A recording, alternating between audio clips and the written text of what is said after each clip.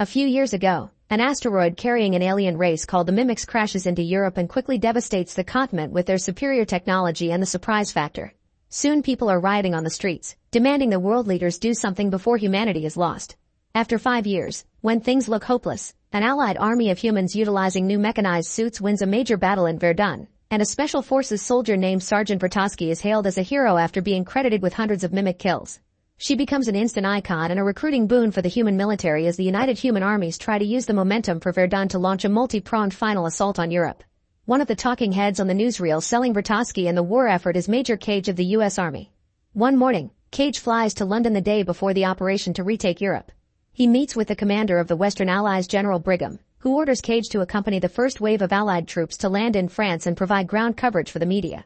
Cage was an ROTC cadet in college and has no experience in the field, so he does not want to go to battle. He tries various tactics to avoid the deployment, to the point he tries to blackmail the general via the media. At first the general pretends to let him go, but as soon as Cage crosses the door, Brigham makes the guards go after him. Cage tries to run away, but he barely gets to reach another corridor before he is tased into unconsciousness. Later in the afternoon, Cage wakes up on a pile of duffel bags at Heathrow Airport, which has been turned into a military base. A sergeant shoves boots into his hands before Sergeant Farrell takes over. It turns out Brigham sent orders to Farrell stating Cage had tried to desert and has now been demoted from an officer to private. Cage is assigned to a band of eccentric soldiers called the J Squad, who are caught gambling by Farrell when Cage is introduced to them. As he scolds them, Farrell makes them eat the cards before instructing them to get Cage ready to deploy with them tomorrow. Hearing Cage is a deserter that thinks he is above battling puts him on everyone's blacklist, and Cage is sent to training. The next day is Invasion Day and Cage is given his own suit, but the members of J Squad do not even bother teaching him how to use it because they believe he will die quickly. Cage watches everyone move freely and find their favorite weapons with ease, but he feels nervous and lost. On their way out, Vertovsky leads the army with pride, yet Cage still tries to escape. However, the others drag him back quickly. All the planes take off swiftly, but as soon as they are about to drop onto the French coast, the back of their airship suddenly explodes. The squad drops down prematurely, but Cage is so scared that it is not until the explosion fire comes closer that he drops as well. As they fall through the sky, explosions keep happening around them, and many soldiers are dead before even reaching the ground. Even though the operation to retake Europe was supposed to be a surprise attack, the mimics seem to be completely prepared with a proper ambush and proceed to slaughter the humans without mercy. Cage lands properly but still has not been able to remove the safety from his weapon, so he runs around in panic, watching how people are dying all over the place. Both crafts and humans seem to be catching fire, and Cage ends up falling when a plane crashes near him. Vertovsky comes out and begins fighting with outstanding ability, but after exchanging a few blows, she is distracted when she sees Cage on the ground and something hits her from behind, instantly killing her. Cage immediately rejoins the J Squad and they try to form some sort of plan, but suddenly a mimic comes out of the ground and attacks them. As the other soldiers desperately shoot at the creature, Cage finally manages to unlock his weapons as well, helping destroy the alien and feeling proud of it.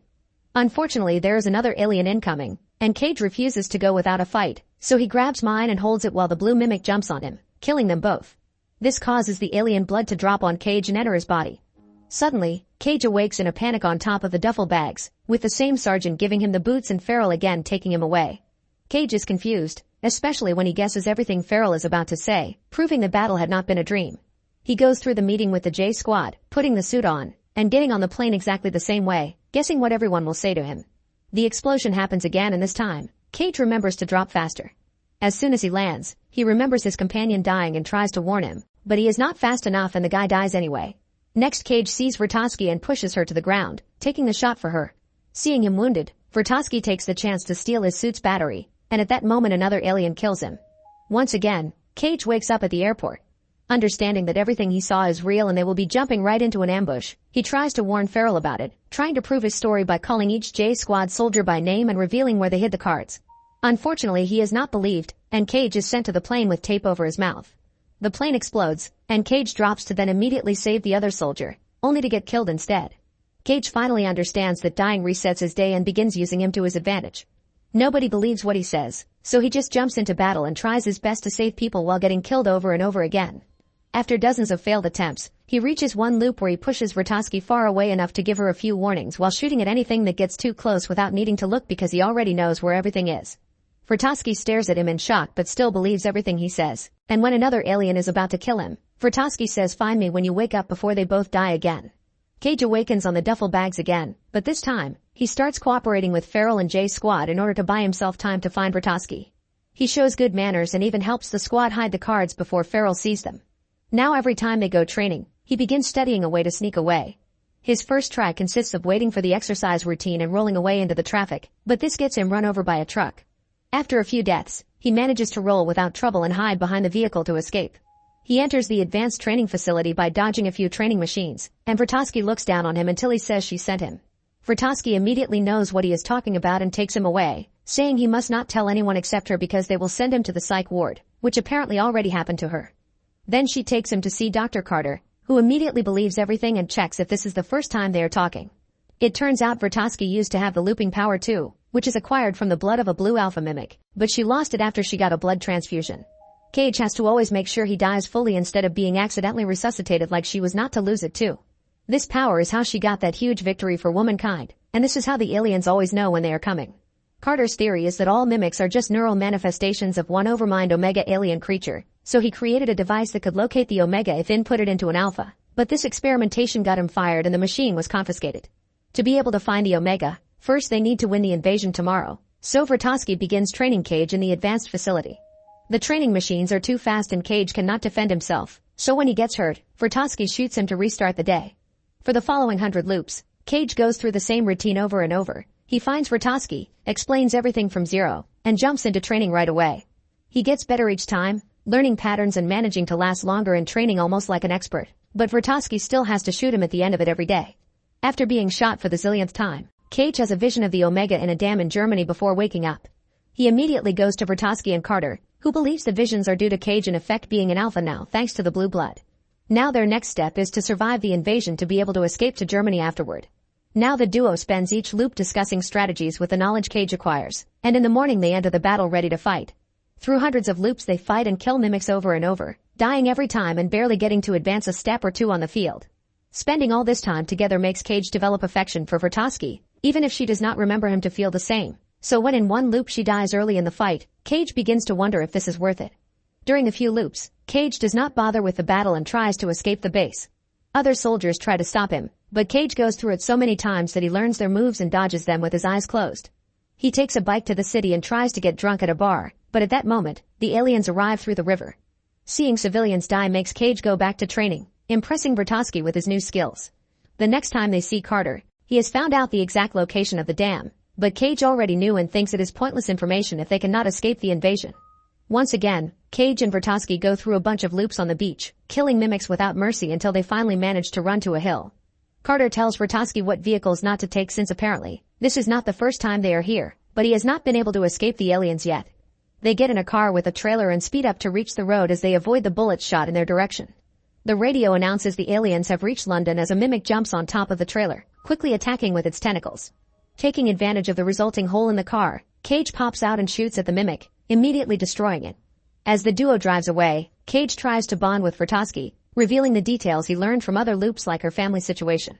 This time Cage learns that Vertovsky used to have a significant other. He had been a soldier too, and she had to watch him die hundreds of times until she was out of the loop and he was dead for good. Eventually the car runs out of gas and the suits run out of battery, so they leave them behind and enter a farmhouse they find near the road. There is a helicopter in the backyard, and Vertovsky wants to use it to get away. Cage buys time by offering to patch up her wounds as he points out why the helicopter is a bad idea. Vertovsky realizes Cage is trying to make her stay and demands the truth, so Cage reveals they have been here before many times and she always dies. He has not found a way to fix this, so he wants to continue alone. Feeling offended, Vertovsky gets on the helicopter anyway and tries to fly off, but she does not know how to pilot it.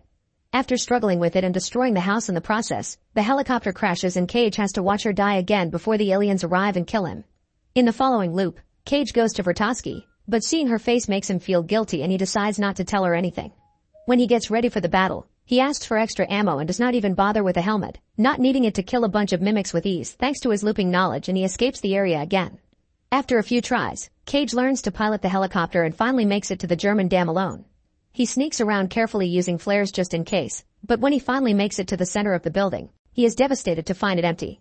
At that moment 2 mimics block his path and shoot him, but before he can lose blood, Cage jumps into the water in order to drown. During the next loop, Cage goes to Vertovsky and Carter to tell them the Omega is not in the dam. They figure out the visions and Vertovsky's success had been all a ruse by the Omega mimic overmind to lure the humans into invading Europe, where they would be ambushed and annihilated. With no other leads, the device Carter made becomes their last shot, but unfortunately it had been confiscated by Brigham. Vertovsky and Cage make their next plan to recover the machine.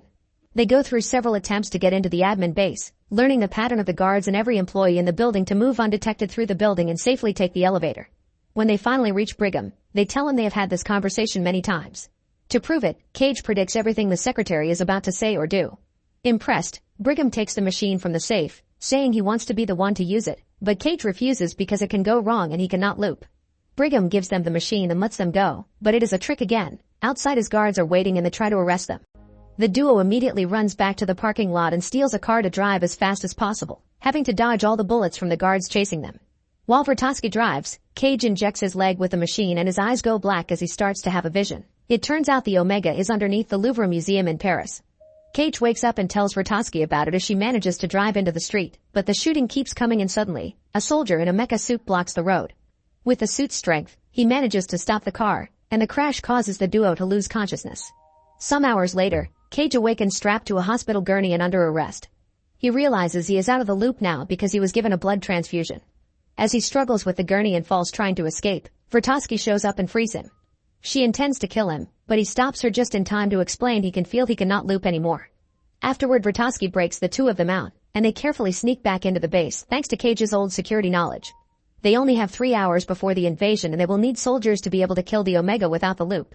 Cage decides to approach the J Squad and to convince them he is telling the truth, he reveals a bunch of their secrets that he has learned during previous loops. The squad is impressed but they are not sure they want to follow a stranger. Luckily the famous Vertovsky comes forward and immediately wins their loyalty. In the morning, the squad gets the suits but instead of joining the rest of the army, they steal a plane and fly away. Cage reminds everyone not to kill the blue alphas or they will reset the day. They must only kill the orange aliens. He does not want Vertovsky to come because he cannot reset her death now, but she refuses to stay behind. When they make it to Paris, the mimics immediately begin shooting at the plane, intending to protect their leader, and the first soldier dies. His best friend begins shooting from the plane door for revenge as the rest of the squad drops outside, but the plane loses control and crashes to the ground, killing a few more soldiers. The sudden drop causes Cage to fall into the water, and the weight of the suit is keeping him at the bottom.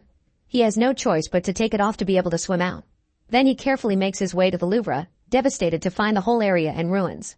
A noise suddenly startles him, but it is only Vertovsky, who reveals 3 squad members have also survived. They get together and realize they do not have enough ammo to proceed, only a few grenades to kill the Omega.